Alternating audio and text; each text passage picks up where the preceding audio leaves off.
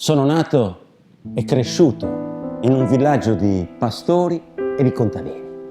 E nella mia infanzia ho parlato solamente in sardo. In prima elementare, però, su mastro e scuola, nos proibedi, a me e a solfeggiare il mio, le vai dare in su calimba che conosciamo. A scuola si parlerà soltanto nella lingua della patria.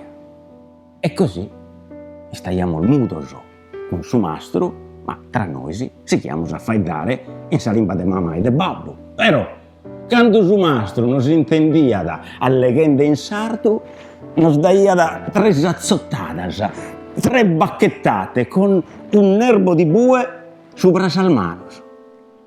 E tanto staiamo al mudo pure tra noi. E così i bambini entravano a scuola all'irgoso, a vistoso, e imbessiano scureddoso, tontoso e caridristoso. Tanto come, ascoltate bene, si idea mia è scusta de azzottare su brasalmanos a tutti os italianos che non comprendono sa lingua sarda.